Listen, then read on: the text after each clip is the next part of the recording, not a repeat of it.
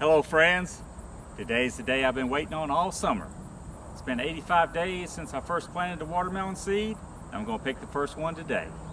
Typically 85 days is the amount of time that it takes. Of course, that can vary a week or so depending on the weather, but hopefully I'm going to hit it on the nail. I'm going to find out in a few minutes.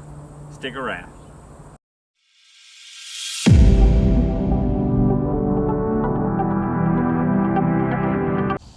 I'm growing an heirloom variety of watermelon named Bradford.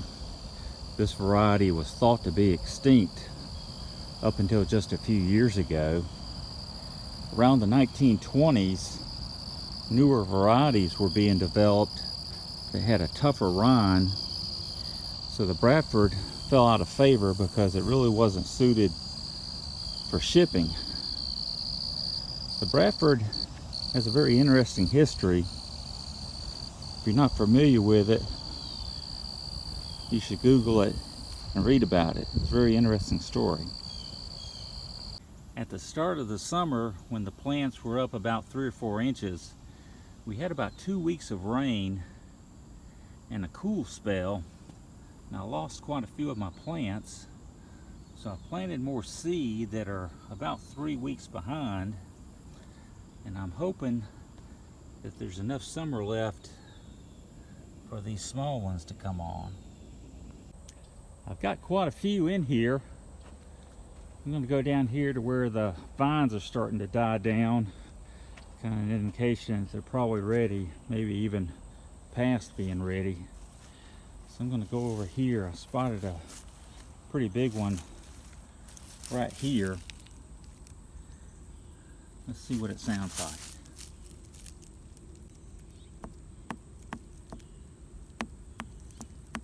That's what you want to look for, is a dull thud.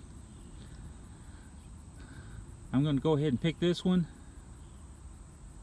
cut it, and see what we got.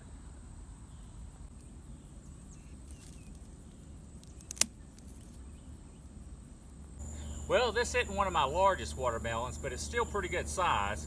Let's measure it and see how big it is.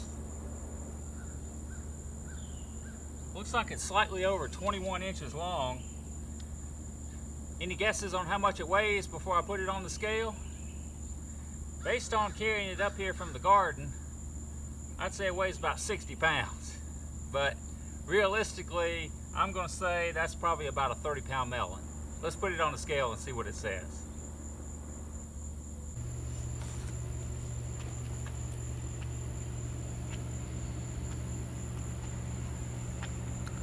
All right, looks like it's about just shy of 36 pounds.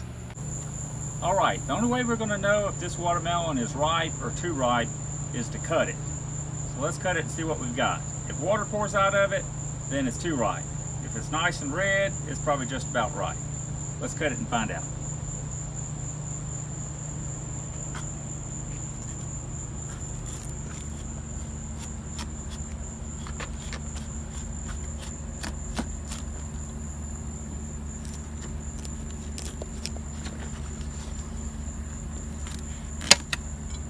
All right, it's cutting as if it might not be quite right.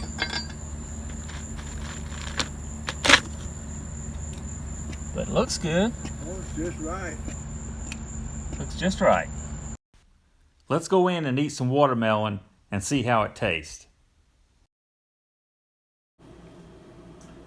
My brother and I ate a quarter of the watermelon, and these are the seeds from that quarter. I'll save those for next year. Final verdict on the watermelon.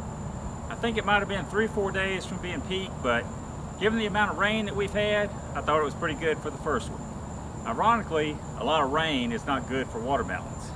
An ideal situation is normal amount of rain for the first 2/3 of the season, and then almost drought conditions the last part of the season. That will give you the sweetest watermelon. And all in all, the first one was pretty good. I appreciate you watching. Also appreciate it if you subscribe to my channel and watch my other videos. And until next time, so long.